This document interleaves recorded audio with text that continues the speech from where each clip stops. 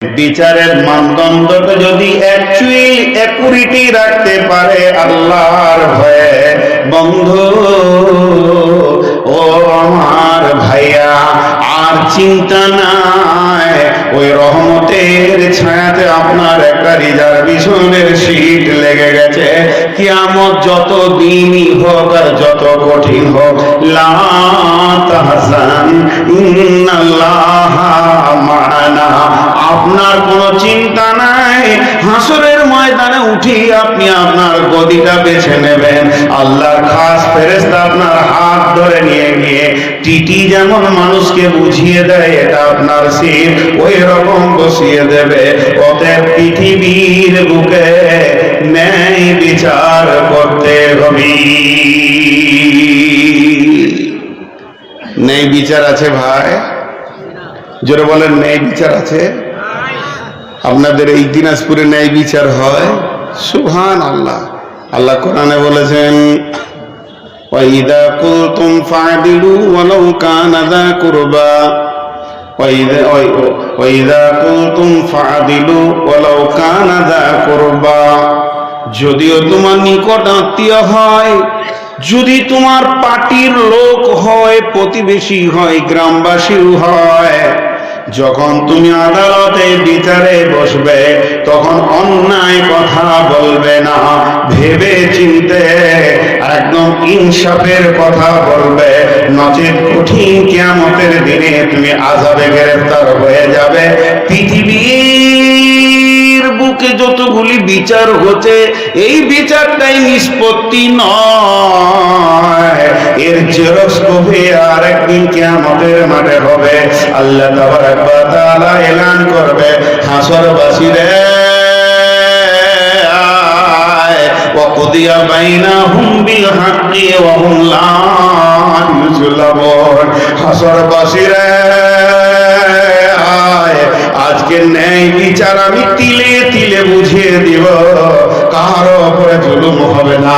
আলটা দাবিয়ে নিয়েছিল, বলে হ্যাঁ, ঘরটা বানাতে দেয়নি, হ্যাঁ, তোর উপরে জুলুম চলেছে, আর তোর মেয়ের উপরে অত্যাচার করেছে, সামাজিক ভাবে তোকে অপমান করেছে, টাকা নিয়ে দেয়নি। দুনিয়াতে নেই বিচার বাসবে, মামাফের সম্পত্তিতে তোকে আপনার কিনা কি করা হয়েছে, বহিষ্কার করা হয়েছে, তোকে মেহরুম করা হয়ে গেছে। হাসরবাসী তুই 2 লাখ টাকা পেতিস, তোকে সম্পূর্ণ বুঝিয়ে দেয়নি। আয়, আমি রব আজকে কাজী হয়ে বসেছি, ওয়াকুদিয়া বাইনাহুম বিল হাক্কি, আমি দুইজনের মাঝে হক বিচার করব, ওয়া হুম লা ইউযলামুন, এখানে কোনো জুলুম অত্যাচার হবে না। অতএব বন্ধুরে, আপনি মনে করছেন যে আজকেই বিচারটা করে থাবড়ে থুবড়ে মেরে নিলাম, কত মোড়ল আছে বিচার করেছে, বিধবা মেয়ে সে টাকা পেয়েছে বিচারে 20,000, তার থেকে 5,000 দিয়ে 15,000 বিচারকরা মেরে দেয়। আপনাদের এই এলাকায় আছে, আমাদের এলাকায় এখনো এত বড় বেঈমানি আসেনি। তোর বাপের গোলাম আছি, সারা রাত বসে বিচার করবো, আমরা কিছু পাবো না। আয়, আমার রব বলছে, একদিন তার চোখের পানি বলবে, আল্লাহ আমাকে অ্যাক্সিডেন্ট করে মেরে ফেলে দিয়েছিল, পা দুটি ভেঙে দিয়েছে, আমাকে বিচারক বলেছিল 70,000 লাগবে, বাদী দিয়েছে 70,000, কিন্তু বিচারকরা আমাকে 50 দিয়ে 20 মেরে দিয়েছে, এটারও বিচার হবে। এর জন্য আমার রব বলছেন, ওয়াইদা কুলতুম ফা'দিলু, যখন তুমি বিচারে বসবে তো ন্যায় বিচার করো। ইহুদিদের একটা মেয়ে চুরি করে ধরা পড়ে গেল, মেয়েটার নাম ফাতেমা, সম্ভ্রান্ত ঘরের মেয়ে।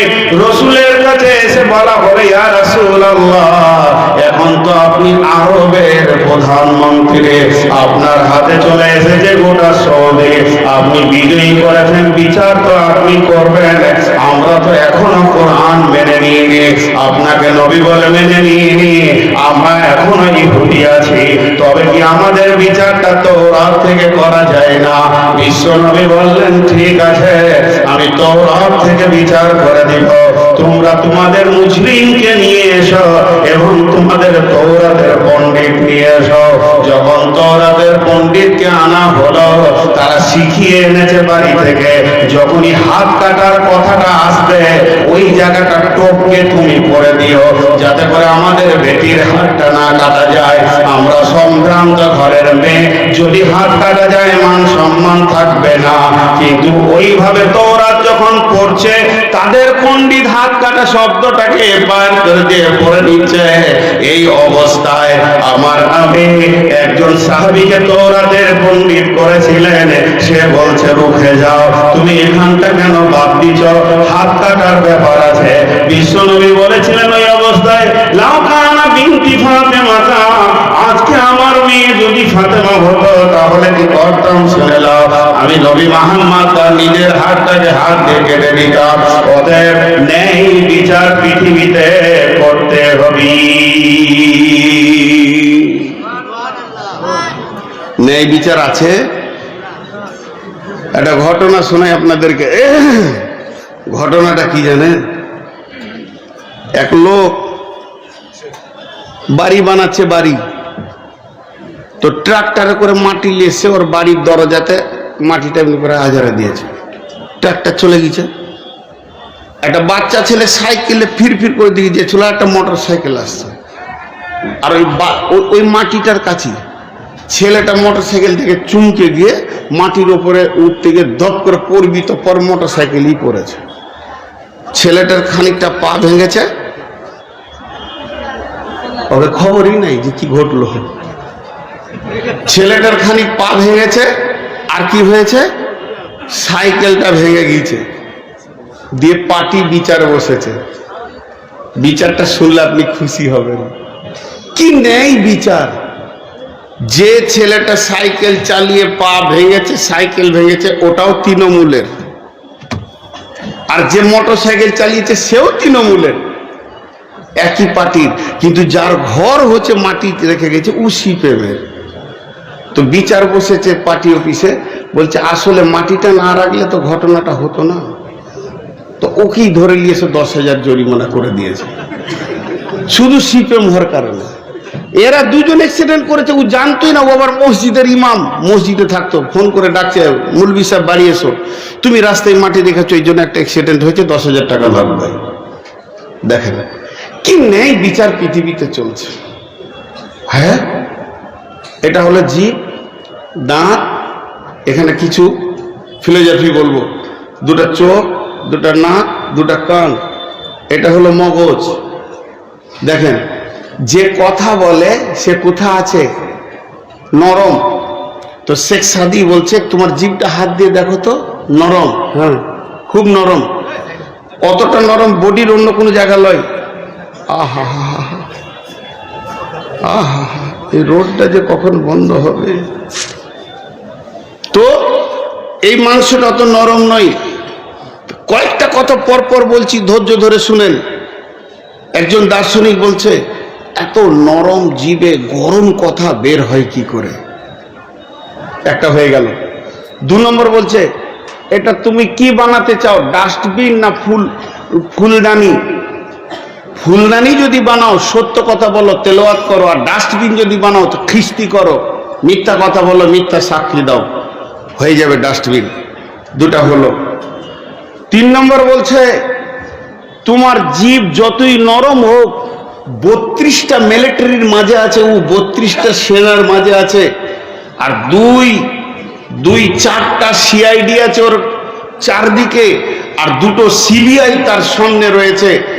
এতগুলোর মাঝে তাকে রাখা হয়েছে জিভকে। আর মাথাটা হলো এটা সুপ্রিম কোর্ট, তোমার গোটা বডির বিচার চালাচ্ছে, সে রয়েছে ওপরে। এতগুলির ভিতরে তুমি মিথ্যা কথাটা বার করছো কি করে? তোমার বিবেক একবার তোমাকে কিল মারে না যে এই বেঈমান ওটা বলিস না, এটা তুই ভুল বললি?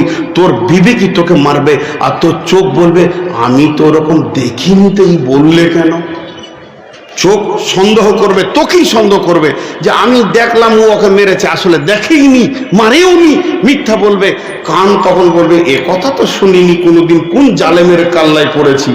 তখন নাক বলবে আমি তো নিঃশ্বাস নিয়ে ওকে বাঁচিয়ে রেখেছি, এ বেঈমানকে রে। সবাই আফসোস করবে। তাহলে তোমার চরিত্র কোথায়? একটা ছোট্ট উদাহরণ দিব, আপনাদের ভুল কি মরে। একটা টোটোর সঙ্গে একটা